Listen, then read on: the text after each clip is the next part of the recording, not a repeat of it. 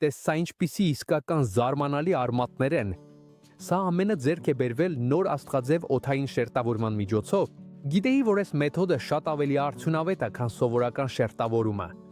Այս տեխնիկայի շնորհիվ դու կարող ես ստանալ նոր պտղատու ծառեր շատ ավելի բարձր հաջողության տոկոսով։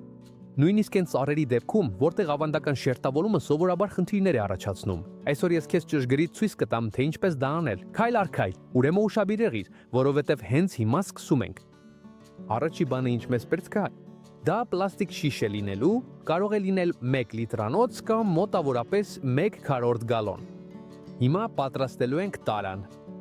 Մարկերով նշում ենք մոտ 10 սանտիմետր բարձրության վրա, մոտավորապես 4 դյույմ։ Դա կլինի մեր տարայի բարձրությունը։ Հետո գծում ենք գիծ կափարիչի կենտրոնից մինչև այդ նշանը։ Դա հենց այնտեղն է, որտեղից բացելու են շիշը։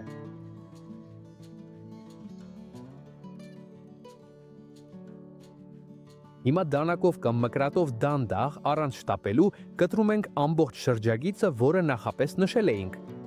Եվ դա անում ենք սենց։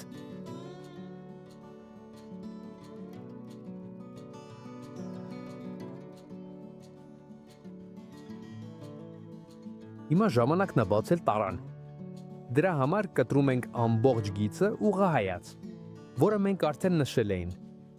Դա կանենք դանակով, մինչև հասնենք շշի ամենամեծ ամուր հատվածին, այն հատվածին, որտեղ կափարիչն է։ Այդ պահին կօգտվենք կտրող սեղմակներից, որպեսզի վերջնականապես բացենք այն։ Եթե չունես կտրող սեղմակներ, կարող ես օգտագործել նաև փոքր սղոց կամ ցանկացած այլ կտրող գործիք, որը կօգնի քեզ։ Եվ դա անելու ենք այսպես։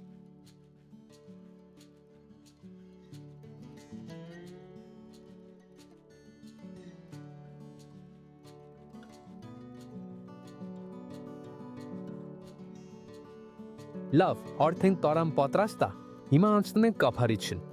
Կափարիչը այն նույնպես պետք է հարմարեցնենք այն ճյուղին, որը պատրաստվում ենք օգտագործել։ Դրա համար մոտավորապես նույն հաստության անցք ենք անում, ինչ ճյուղն է, որտեղ պատրաստվում ենք կատարել ակոդը։ Պետք չէ որ կատարյալ լինի։ Պարզապես փորձում ենք, որ հնարավորինս լավ տեղավորվի, որպեսզի հետո սուբստրատը հեշտությամբ դուրս չգա։ Երբ անցքը պատրաստ է, կափարիչի վրա նաև կողային կտրվածք ենք անում։ Այս կտրվածքը թույլ կտա այն մի փոքր բացել և տեղադրել ճյուղի շուրջը։ Եվ դա անելու ենք սենց։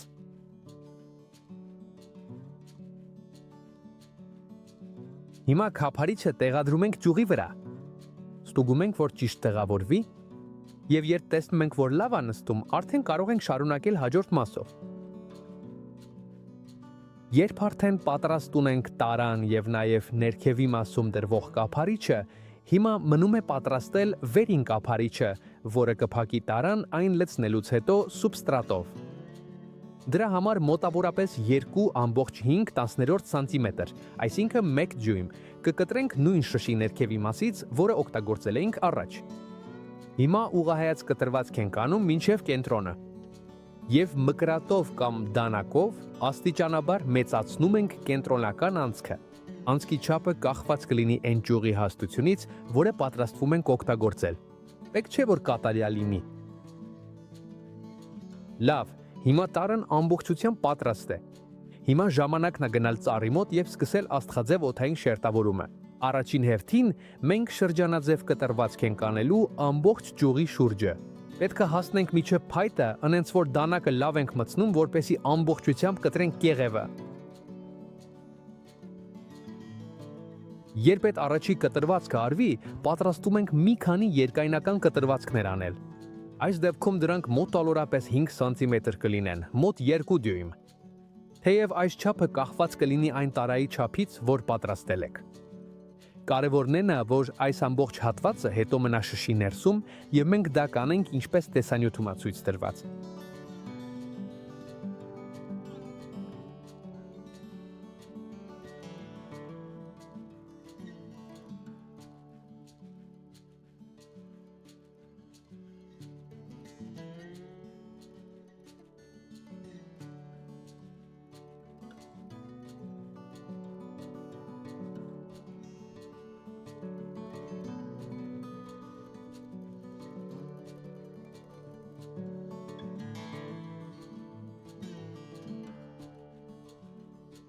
Շնորհակալություն։ Երբ արդեն բոլոր կտրվածքներն ալված են, հիմա դանդաղ բարձրացնելու են կեղևի յուրաքանչյուր շերտը։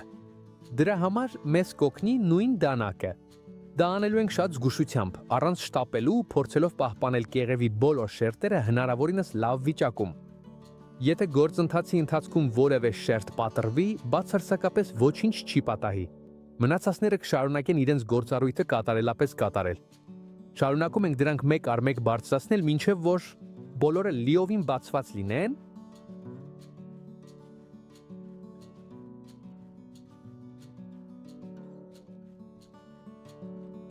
Երբ արդեն բոլոր կեղևի շերտերը առանձնացված են փայտից, հիմա դանդաղ դրանք վերև ենք ծալելու։ Փորձելով, որ դրանք ստանան աստղի նման ձև, ինչպես հիմա ցույց եմ տալիս։ Պետք չէ, որ բոլորը լրիվ նույն ձևով լինեն։ Կարևորն այն է, որ լինե բացված եւ դեպի վերև կորացած։ Եվ հենց այդ ձևն է, որ այս մեթոդին անուն է տալիս։ Երբ արդեն բոլոր շերտերը այն դիրքում են, ինչ ուզում ենք, դրանք ամրացնում ենք կապիչով։ Թեև կարող ես օգտագործել նաև ցանկացած այլ տեսակի կապ,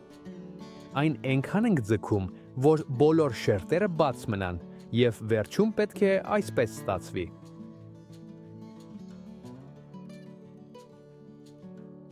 Հիմա գալիս է ամենանուրջը, հավանաբար ամբողջ գործընթացի ամենակարևոր մասը,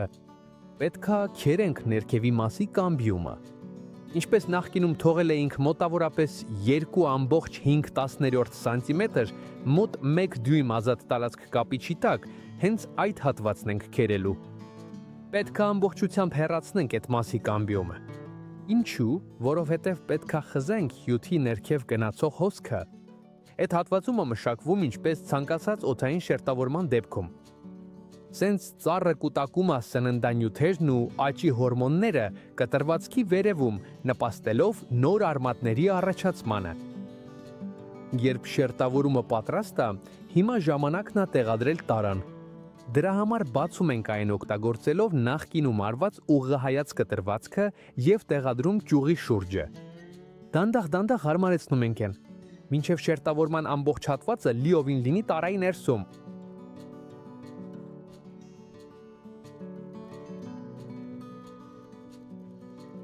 Հիմա արդեն ժամանակն է լցնել սուբստրատը։ Այս դեպքում ես օգտագործելու եմ շատ լավ ջրահեռացում ունեցող սուբստրատ, բայց կարող եք նաև առանց որևէ խնդրի օգտագործել ունիվերսալ սուբստրատ։ Այս սուբստրատն առանձնապես ոչինչ չունի։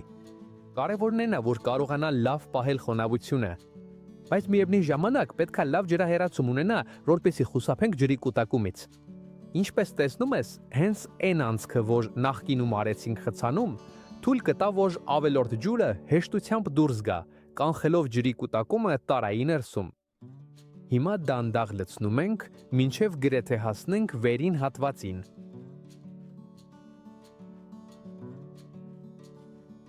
Հիմա, երբ սուբստրատը ճիշտ տեղում է եւ տարան այն դիրքում է, ինչ ուզում էինք, ժամանակն է առաջին ջրելու։ Եկեք լավ ջրենք նպատակ ունենալով, որ ամբողջ սուբստրատը առաջին իսկ պահից լիովին խոնավ լինի։ Այնուամենայնիվ պետք է հաշվի առնես, որ ջրելու հաճախականությունը կախված է տարվա այն ժամանակից, երբ գտնվում ես։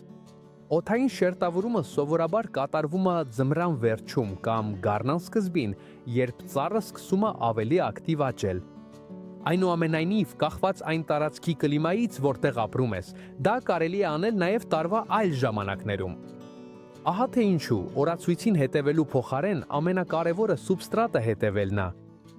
Երբ տեսնենք, որ այն սկսում է կորցնել խոնավությունը կամ արդեն բավականին չոր է, նորից կջրենք ամբողջ արմատավորման գործընթացի ընթացքում մշտական խոնավություն պահպանելու համար։ Եվ հիմա գալիս է ամենալավ մասը։ Մոտ 8 շաբաթ է անցել այն պահից, երբ այս շերտավորումը արեցինք։ Ու տես ինչ իսկական հրաշք է։ Սպիտակ արմատները արդեն երևում են ամբողջ տարայի մեջ։ Շատ կարճ ժամանակում են զարգացրել է տպավորիչ արմատային համակարգ։ Նույնիսկ առաջին շաբաթներից արդեն սկսում էին երևալ առաջին արմատները։ Անկասկած, աստղաձև օդային շերտավորումը իսկապես լավ է աշխատում։ Երբ շերտավորումը լիովին արմատավորվել է, հիմա ժամանակն է այն առանձնացնել մայր բույսից։ Կտրի շերտավորումը ներքևի մասից եւ տեղադրիր այն միջին չափի ծաղկամանում լավ հողախառնուրդով։ Լավ ջրիր եւ թող մոտ 1 շաբաթ կիսաստվերում կամ անուղակի լույսի տակ, որպիսի հեշտացնես դրա հարմարվելը։ Այդ շաբաթը անցնելուց հետո արդեն կարող ես այն դնել իր վերջնական տեղում եւ վայելել նոր պտղատու բույսդ։ Եվ այսքանն էր այսօրվա տեսանյութը։ Եթե քեզ դուր եկավ աստղաձև մեթոդը, թող ինձ լավ հավանում։ Կիսվիր այս տեսանյութով բոլոր նրանց հետ, ովքեր սիրում են բույսեր կամ պտղատու ծառեր, եւ գրիր մեկնաբանություններում որտեղից ես ինձ դիտում եւ որ պտղատու ծառի վրա ես առաջինը փորձելու ես մեթոդը։ Շատ կուրախանամ կարդալ քեզ եւ իմանալ ձեր արդյունքները։ Ուժեղ գրկախառնություն եւ կհանդիպենք հաջորդ տեսանյութում։